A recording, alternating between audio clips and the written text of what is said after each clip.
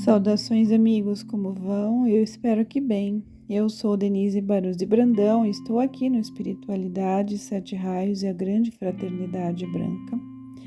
Hoje eu trago para vocês a gravação que farei na íntegra do livro escrito por Guy Ballard e traduzido pela Ponte para a Liberdade para o português, com os ensinamentos de Guy Ballard e suas experiências com o mestre Saint-Germain na década de 1930.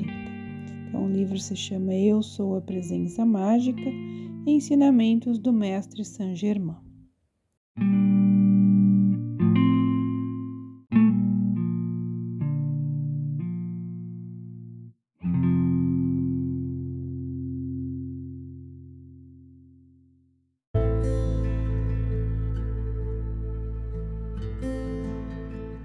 Vinde, meus queridos filhos, levantamo-nos indo ao seu encontro. Ele estendeu ambas as mãos, a esquerda para ela e a direita para mim.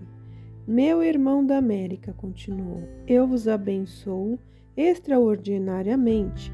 Ainda não percebestes, como sendo uma realidade, a eterna perfeição que agora vos pertence na atividade exterior. Nossa querida irmã é vosso raio gêmeo. Este é um dos maiores mistérios de Deus, e explica a mútua atração entre vós, desde o vosso primeiro encontro em Paris. Se a humanidade na Terra pudesse ter a compreensão de Deus nesta parte do plano divino, poderia contribuir mais do que qualquer outra coisa para purificar o caos do mundo externo. Aproxima-se o tempo em que a verdade relativa aos raios gêmeos deverá ser inteiramente compreendida e sua poderosa força e sabedoria utilizada. Nenhuma individualização de Deus efetua trabalho criador nos planos cósmicos na plenitude da poderosa presença Eu Sou, até que seu raio gêmeo tenha feito a ascensão. A escolha terrena nada tem a ver com isto. Cada raio deve, por uma consciente compreensão e emprego do grande comando, purificar, aperfeiçoar e iluminar toda a criação humana que se rodeou. Ele se torna então um mestre ascensionado que possui para sempre o consciente domínio sobre a terra e tudo que nela existe. Quando ambos os raios tiverem feito sua ascensão, então no mesmo estado de pureza, liberdade e domínio perfeitos, lá eles podem projetar grandes raios cósmicos de amor, luz e sabedoria, focalizando-os com tal poder que criam e controlam atividades cósmicas e revelam a grande glória da poderosa presença Eu Sou. Nossa querida irmã viu e sabe disso há algum tempo, esperando pacientemente este divino momento. Depois de elevação do vosso corpo, o vosso trabalho conjunto será muito transcendente. Levantou as mãos sobre nós, abençoando a sua voz, bela como um sino. Num tom de autoridade eterna, proferiu o supremo decreto do amor perpétuo de nossa união. Sob o comando da poderosa presença Eu Sou, uno estes dois raios na eterna chama da vida em supremo amor, luz e perfeição. Quando o mestre pronunciou estas palavras, um deslumbrante jato de luz nos envolveu, e nele a poderosa chama de nossos raios gêmeos pôs o seu selo eterno sobre nosso caminho cósmico da vida. Nesse momento, tornamo-nos plenamente conscientes de nós mesmos, como sendo unicamente essa presença mágica do Eu Sou. Com isto terminou a sessão do conselho e 1 hora depois, encontramos os membros que se retiravam e nos cumprimentavam. Afirmaram que o nosso ilimitado serviço cósmico começava agora. No dia seguinte, o mestre, que era nosso hospedeiro, explicou-nos alguns de seus trabalhos e revelou a perfeição que fora lá mantida durante séculos. Explicando-nos a origem de seus trabalhos, disse: Este grande conselho da grande fraternidade branca foi criado há séculos pelos grandes irmãos da luz, a fim de que um poderoso foco de seu auxílio e iluminação para a humanidade pudesse ser produzido, continuando por um determinado espaço de tempo. O maravilhoso clima subtropical que encontrais aqui permanecerá enquanto quisermos conservar este lugar como um retiro. Naquela tarde foi-nos mostrado um instrumento perfeito de televisão em funcionamento. Não pude deixar de anotar que glórias e maravilhas a humanidade poderá experimentar se apenas se elevar, consciente e sinceramente, até a luz interior. E se os indivíduos abrirem seus corações e sentimentos à poderosa presença mágica do Eu Sou. Bem cedo, na manhã seguinte, voltamos para Bombém, de onde deveríamos viajar para a Arábia. A viagem costeira foi deliciosa, o ambiente dentro do carro sempre fresco e confortável, apesar do calor que fazia lá fora. Eu sabia que isso era devido inteiramente ao profundo conhecimento da minha querida e do meu amigo. Voltamos para Bombém por um caminho completamente diferente daquele pelo qual tínhamos vindo. Na manhã seguinte embarcamos para o Egito num naviozinho, parando no porto que desejávamos atingir da costa ocidental da Arábia. Quando alcançamos o Mar Vermelho e começávamos a viajar em suas plácidas águas para o norte, meu amigo tornou-se de súbito carregado de força eletrônica tão poderosamente que todos notamos. Por este motivo, disse ele, contatei o período em que Moisés conduziu os filhos de Israel através deste mar, porque os quadros vivos estão aparecendo todos diante de mim aqui nos registros etéricos. Que tempo de maravilhas era aquele, no meio de tanta aflição? Verdadeiramente Moisés estabeleceu mais esplêndido contato com os mestres ascensionados que o assistiam e que dirigiam um tremendo poder através dele para realizar tal empreendimento. Vejo pela primeira vez o grande mestre ascensionado a quem Moisés sabiamente encaminhou seu pedido de auxílio na devida ocasião. A majestade e o poder desse poderoso ser dificilmente podem ser compreendidos pelo espírito humano.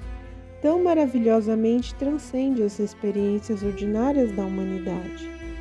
Quão pouco o mundo moderno sabe, compreende ou acredita nesses prodígios atualmente executados por tantos outros admiráveis servos de Deus para a iluminação e elevação da humanidade. Os estupendos milagres, assim chamados, afinal são apenas a atividade de uma lei que os humanos ainda não tentaram estudar nem compreender. Quando se fala em termos de verdade universal, não há tal coisa como milagre na criação infinita, porque aquilo que o mundo chama milagre nada mais é do que a operação da lei divina, que pela sua própria natureza de perfeição põe de lado todas as leis de limitação humanamente estabelecidas. É para trazer a plena compreensão da operação da divina lei aos espíritos dos filhos da terra que os mestres ascensionados têm trabalhado no passado e continuam a trabalhar incessantemente com os habitantes deste planeta. Hoje totalmente desconhecidas para o mundo exterior, muitas coisas maravilhosas ainda estão sendo feitas, mais do que naqueles tempos remotos. Em relação a esse vasto conhecimento, o poder mais profundo, a maioria dos humanos não passa de bebês. Contudo, aproxima-se rapidamente a hora em que a humanidade deve despertar para toda a circundante presença interior de Deus agindo através do indivíduo. Finalmente, a embarcação parou no porto de mar a que nos destinávamos, na costa da província de Hejaz, uma espécie de península que se projeta pela margem nordeste do Mar Vermelho.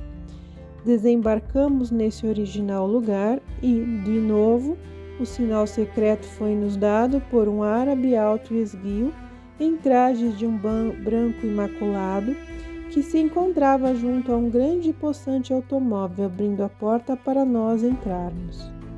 Sem uma palavra, fomos conduzidos a grande velocidade por uma estrada dura e arenosa. Já haviam providenciado excelentes refrescos que se achavam dentro do carro. À tarde, chegamos a uma pequena vila montanhosa e nos dirigimos para uma casa baixa.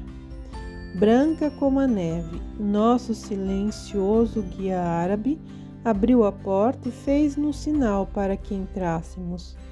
Bateu numa porta interior que foi aberta imediatamente por um cavalheiro idoso, de cabelos brancos, pele bronzeada e olhos muito bondosos.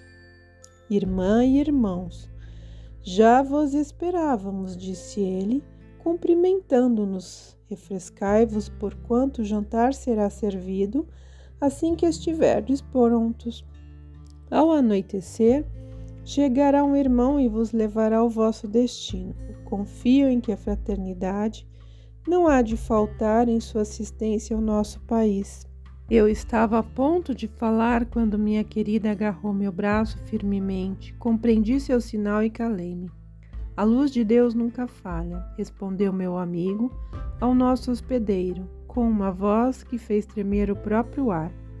Tão grande era o poder e a verdade com que sua palavra falada estava carregada. E tão categoricamente pronunciou ele essa sentença toda poderosa.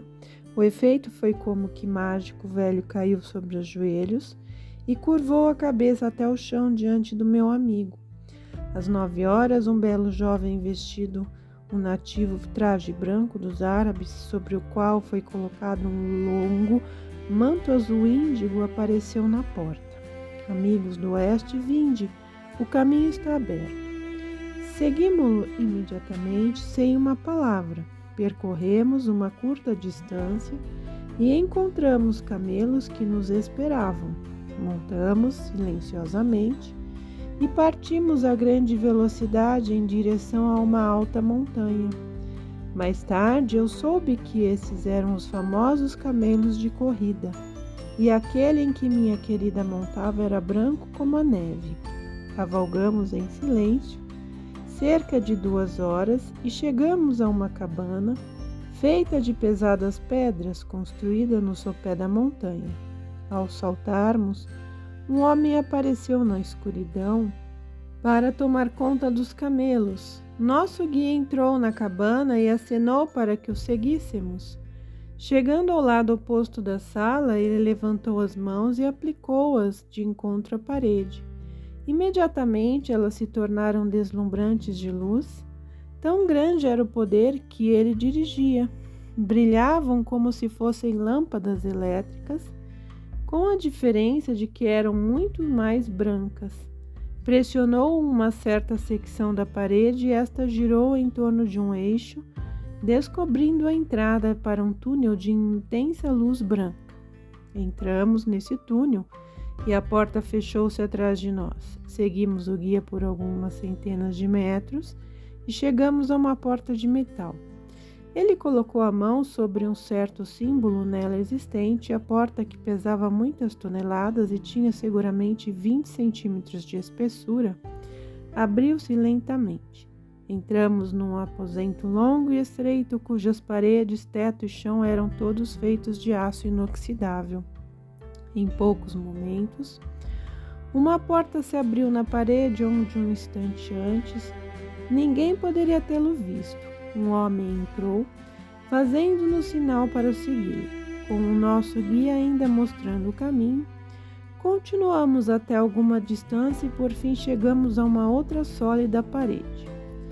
Esta abriu-se à nossa aproximação e entramos em uma câmara magnífica, medindo 30 metros de comprimento por 12 de largura, mobiliada da maneira mais extraordinária, porém artística, esquisita e bela como um sonho. No centro do assoalho havia um grande círculo contornando um maravilhoso zodíaco, e em volta deste haviam sido colocadas grandes almofadas macias para 28 pessoas. Nosso guia dirigiu-se a um compartimento ao lado da grande câmara, pedindo que o seguíssemos. Dentro haviam banheiras reluzentes junto às quais se achavam mantos e sandálias destinados ao nosso uso. Quando estiverdes prontos, enviai-me vosso pensamento, disse o guia e deixou-nos. Terminamos os preparativos, expedimos a mensagem mental como fora solicitado, e imediatamente um servidor apareceu com deliciosos refrescos. Terminamos a refeição e voltamos para a grande sala do conselho, onde 24 irmãos e irmãs já se haviam reunido. Nosso guia apresentou-nos aos outros membros e todos tomaram seus lugares em volta do círculo. Com grande espanto, descobri que o irmão que nos servira de guia não era outro senão o chefe do Conselho da Arábia, um grande mestre ascensionado, de quem já tinha ouvido falar muitas vezes. Levantou-se, fez a invocação e dirigiu-se à Assembleia. Por causa de uma agitação desusada nos círculos políticos da Arábia no momento atual, expôs ele um grande segredo, fez-se imperativo para trazer de fora membros a estes conselhos. Eis porque houve uma constante vigilância de nossa parte, enquanto os membros visitantes estavam a caminho. Assuntos de grave importância foram apresentados à discussão, especialmente os que se revelavam mais de perto com os corações desses povos. O chefe dirigiu sua atenção para o meu amigo. Este irmão, disse ele, defende uma solução para o problema concernente à nossa querida terra na Arábia, e pediu-lhe que eu o apresentasse. Meu amigo delineou seu plano em linhas gerais e, quando terminou, todos na sala, com exceção do chefe, ficaram surpreendidos com a sua coragem e talento. O chefe sorriu de maneira tranquilizadora e continuou. O plano é praticável e é notável. De acordo com o que está exposto, deverá ser executado prontamente para melhor êxito. Toda a grande fraternidade branca da Terra estará vigilante sobre a reunião, que deverá ter lugar, e podeis estar seguros de que este plano será imediatamente posto em prática. A irmã e os irmãos que vieram sob guarda especial deverão permanecer aqui hoje à noite e amanhã. No terceiro dia, irei com eles ao consulado britânico, onde serão realizadas nossas negociações. Uma onda de alegria se estendeu por toda a Assembleia, visto que esta parte do trabalho estava terminada. Outros assuntos, relacionando-se com as suas várias atividades, foram ajustados e a sessão terminou, retirando-se os seus membros um por um. O chefe levantou-se e veio por onde estávamos sentados. Querida irmã e irmãos, disse ele, não me revelei a vós logo no princípio por certas razões que bem cedo conhecereis. Com grande alegria dou-vos as boas-vindas a este retiro. Da grande fraternidade branca, tudo aqui está ao vosso serviço. Irmão do Ocidente, retirai-vos para o vosso quarto e dormi até serdes chamado. Despertei 12 horas depois do sinal, sentindo-me uma nova pessoa, tão carregado estava de nova vida e luz. Penso que devereis estar interessados neste retiro, disse-nos nosso hospedeiro, para aprender alguma coisa de sua história e do papel que ele representa como um centro de poder nesta terra. É um dos mais velhos focos de poder espiritual neste planeta. Vistes apenas uma fração dele até agora. No próximo ano, um grande conselho da Fraternidade Branca terá lugar aqui. Nesta ocasião, serão mostrados a todos os membros todos os recantos desta vasta cidadela desconhecida. Despendeu muito tempo mostrando-nos a formidável acumulação de registros que eles tinham preservado para esclarecimento da humanidade. Foi verdadeiramente um privilégio desvendarem para nós esses tesouros horas a fio. Saireis às 2 horas daqui, explicou-nos ele, Ide vestir vossas roupas do mundo exterior, porque até lá será tempo de prosseguir até onde os camelos estão esperando na entrada. Obedecemos e, ao voltarmos, encontramos o chefe vestido com um belo terno de flanela azul e sobre este uma longa capa azul índigo. Salvo pela admirável textura de sua pele e a fulgurante meiga luz penetrante de seus olhos, facilmente poder-se-ia considerá-lo como um homem pertencente ao mundo externo de negócios. Por que não posso eu parecer convosco? Considerou ele quando percebeu meu pensamento. Sou um indivíduo, como vós mesmos, somente de maior experiência e saber, que dirijo há mais tempo. Isto é tudo.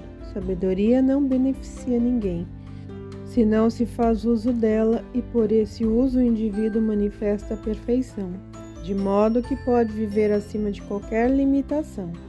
Agora tínhamos chegado ao portão, onde os camelos estavam esperando. Quando todos haviam montado, partimos a toda a brida, no meio da noite, com um maravilhoso camelo branco, sempre indicando o caminho. Desenvolvemos ainda maior velocidade do que antes, pois chegamos à cabana, ponto de partida desse trecho especial de nossa jornada. Às 3h30, o automóvel já nos esperava e, ao entrarmos, o chofer disse qualquer coisa ao mestre que eu não ouvi. Não temais, replicou o chefe. Estenderemos o manto da invisibilidade sobre nós e o carro, e passaremos por eles despercebidos. Prossigamos. Espiões foram colocados ao longo desta estrada para prender o carro, explicou-nos, e impedir que alguém nos ache depois. O uso correto do conhecimento, que é a verdadeira sabedoria, sempre nos libera, como brevemente observareis. Não se passará muito tempo quando nos aproximarmos do lugar onde os espiões tinham sido postados, e num instante um denso vapor branco levantou-se como um nevoeiro em torno de nós, envolvendo o automóvel completamente. Um som peculiar, como um zunido de um avião, ouviu-se em cima, e enquanto os guardas olhavam para o alto, procurando a causa de tal ruído, passamos silenciosamente como uma flecha. Essa foi uma experiência maravilhosa para mim, porque enquanto nós, do lado de dentro, podíamos vê-los através do manto da invisibilidade, os que estavam fora não nos podiam ver. Como é que eles também não nos ouviram? Perguntei. O som não penetra o manto da invisibilidade, explicou. Caso contrário, esta prática não seria usada por nós. Os contos das noites árabes, meu irmão, são muito verdadeiros porque, quando realmente compreendidos, constituem revelações da lei divina, em vez da tola interpretação literal que o mundo externo resolveu estabelecer sobre eles. Em sua presumida ignorância, não são contos folclóricos para crianças, porém uma intimação interior de realizações perfeitamente possíveis, quando o estudante é sincero, valoroso e suficientemente humilde para ser depositário do poder e da verdade que elas revelam. O grande monstro, a dúvida, e seus nefandos associados à ignorância, orgulho, zombaria, ceticismo, medo e muitas outras aderências inúteis, firmaram-se tanto sobre a mentalidade e os sentimentos da humanidade que se tornaram como fungos suspensos de uma árvore apodrecendo seu tronco. Não fossem esses vampiros, a humanidade teria e saberia que dentro da própria luz que anima o corpo físico existem uma inteligência e um poder que podem efetuar e efetuarão tudo o que o espírito orienta conscientemente quando a harmonia é mantida e a orientação é construtiva. Amor, sabedoria e poder são as principais qualidades que a vida emprega para manter uma permanente criação. E quando a humanidade acabar com sua autocriação de discórdia, toda a vida em torno dela e na natureza expressará a perfeição permanente. Rodamos ao longo da costa marítima numa esplêndida estrada e por fim entramos na cidade a que nos destinávamos. Registramo-nos no melhor hotel e bem cedo na manhã seguinte, comparecemos ao consulado britânico. Meu amigo disse que fora enviado como representante do governo árabe para expor uma solução com o fim de impedir certa crise iminente, solução essa que ele confiava iria satisfazer a todos e evitar uma grande injustiça e afronta contra a Arábia. O cônsul britânico pediu-lhes as credenciais e, em vez dele apresentá-las, o chefe do Conselho da Arábia adiantou-se e apresentou-as em seu lugar. Uma entrevista foi marcada para encontrar os representantes britânicos às 11 horas e a essa hora estávamos prontamente de volta. Depois que a conferência prosseguiu com seu método usual, suave, mas persistentemente, pondo de lado tudo aquilo que não lhe proporcione o melhor arranjo, meu amigo levantou-se no momento oportuno e apresentou a proposta do governo árabe. Estava calmo, senhor de si e bondoso. Ademais, todos perceberam manifestadamente que, de qualquer modo, ele dominava a situação e que toda a dignidade e força da conferência centralizaram-se em volta dele.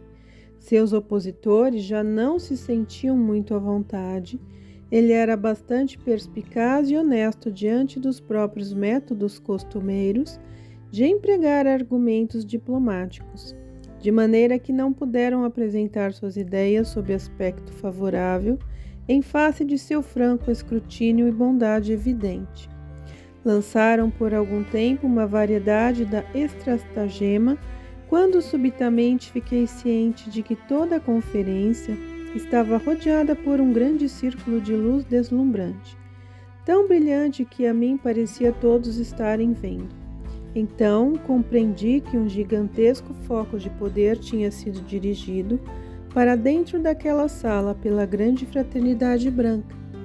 Menos de uma hora mais tarde, a solução do meu amigo foi aceita. Os documentos redigidos e assinados por ambas as partes, tendo a reunião terminado em paz e felicidade. A notícia espalhou-se rapidamente por toda a Arábia e houve grande regozijo. Ao voltarmos para o hotel, minha querida veio cumprimentar-nos. Nobre irmão, congratulo-me convosco pela vossa dignidade e esplêndida aquisição. No dia seguinte, o chefe do Conselho da Arábia disse adeus à minha querida e a mim, e tomando um vapor voltamos para a França. Nessa noite, navegamos pelo Mediterrâneo sob a lua cheia. Para mim foi a noite mais pacífica que já experimentei. Desembarcamos em Marsella, onde imediatamente tomamos o trem para Paris e passamos a noite em companhia do admirável mestre, chefe do Conselho da Grande Fraternidade Branca na França. Na manhã seguinte, ele viajou conosco para Cherburgo. Nessa ocasião, dissemos adeus à minha querida, a quem eu não deveria ver senão anos mais tarde. Na próxima vez em que nos encontrássemos era para nunca mais nos separarmos. Tomamos um paquete para Nova York e essa viagem destacou-se como uma das mais notáveis de toda a minha vida, porquanto meu admirável amigo ensinou-me o uso mais maravilhoso da sabedoria antiga. Instruiu-me e os resultados que obtive com o emprego do grande comando foram simplesmente prodigiosos. Chegamos a Nova York e seguimos logo para Washington, onde meu amigo apresentou os resultados de questão árabe ao presidente e seu gabinete. As notícias precederam a sua chegada. Assim terminou meu primeiro contato pessoal e observação da estupenda e maravilhosa atividade da grande fraternidade branca. Quando Gaylor acabou de relatar suas experiências, vimos que a aurora vinha raiando no horizonte oriental. Vamos agora para a vossa cabana, disse, dirigindo-se a mim, porque um dos mestres ascensionados ainda tem muito que fazer no trabalho que vamos realizar proximamente. A dama e o cavalheiro, que não são mais do que fantoches da força sinistra, têm em seu poder certos documentos e registro que roubaram. Esses papéis contêm as informações de que precisamos e que eles pretendem usar contra pessoas inocentes com propósitos de fazer chantagem. Devemos obter aquela informação a fim de proteger outros a quem eles procuram prejudicar e trazer dentro de suas garras pelo poder do medo. Voltamos então para o meu camarote e fiquei curioso para saber o que Gaylord pretendia fazer em seguida. Esperamos alguns momentos e ouvimos que o tal cavalheiro e a dama se dirigiam para o salão-restaurante. Agora, observai cuidadosamente, disse Gaylord. Não façais movimento, nem faleis enquanto eu estiver operando. Sentimos-nos e ele focalizou a atenção na porta que dava para os seus aposentos. No momento, dirigiu um raio de luz eletrônica sobre ela. Paulatinamente foi aumentando a força dirigida e então estávamos em condições de ver o quarto por dentro. Um saco de viagem se achava sobre um dos bancos. Gaylord continuou sustentando a força até que viu o que o saco continha. A expressão do seu rosto indicou que encontrara a informação procurada. No mesmo instante, liberou a força e disse: Dentro de 3 dias eles estarão prontos a fazer uma visita às autoridades e estas lhe proporcionarão um longo repouso, que lhes tolherá o emprego em outras atividades dessa espécie. Com aqueles papéis em seu poder, torna-se impossível escaparem. Nesse caso, os jornais não poderão transpor a parede de sigilo e invisibilidade dos mestres ascensionados, que controla toda a lei humana pela eterna lei da justiça divina. Saint-Germain indicara o hotel em Washington, onde deveríamos ficar, e ao chegarmos fomos saudados por ele em pessoa. Sua aparência estava mudada a fim de não atrair atenção indevida. Meu querido irmão, disse enquanto subíamos para o aposento de Gaylord, eu me congratulo sinceramente convosco. Vos louvo e agradeço pelo vosso esplêndido sucesso, porque quebrastes a espinha dorsal de uma atividade muito destrutiva, pelo menos no que se refere àquele grupo. Voltando-se para o Rayborn e para mim, cumprimentou-nos com aquela amável e graciosa maneira que é peculiar aos mestres ascensionados e particularmente a Saint-Germain. Posso ter o privilégio de providenciar vosso almoço? Tenho certeza de que será muito satisfatório e delicioso. Quereis vir aos meus aposentos? Depois do almoço, ele sugeriu que nós retirássemos em busca de nosso repouso bem necessário. Muito embora em sua maravilhosa presença, nunca estivéssemos consciência de precisar repousar. No terceiro dia após nossa chegada, Rayborn, Gaylord e eu acompanhamos por Saint-Germain e certos membros do serviço secreto, fomos à reunião de um importante grupo daqueles que eram canais voluntários da Força Sinistra. Estavam presentes os 7 principais líderes da América. Chegamos ao local, permanecemos por um momento fora de suas salas. Podíamos ouvir uma discussão exaltada continuar em voz baixa ao nos aproximarmos da porta. Repentinamente, esta se abriu e nós nos aproximamos deles. Saint-Germain carregando a atmosfera com uma força elétrica que os tornou imóveis. Os revólveres caíram ao chão, onde permaneceram e seus braços penderam inertes para os lados. Saint-Germain levantou a mão direita, fez o sinal de proteção cósmica e poder e numa voz que penetrava todos os átomos, mesmo os do próprio prédio, pronunciou o eterno fiat da verdade, diante do qual todas as forças destrutivas se dobram e se calam para sempre. Dizei a todos os que têm estado associados conosco que todos os que vieram depois de vós, que a luz de Deus nunca falha. Quando sua voz levou essa sentença às suas consciências, eles se tornaram pálidos, com medo de sua própria criação, e seus corpos tremiam como folhas ao vento. Os membros do serviço secreto entraram e levaram-nos sob custódia, onde permanecerão até que sirvam a luz.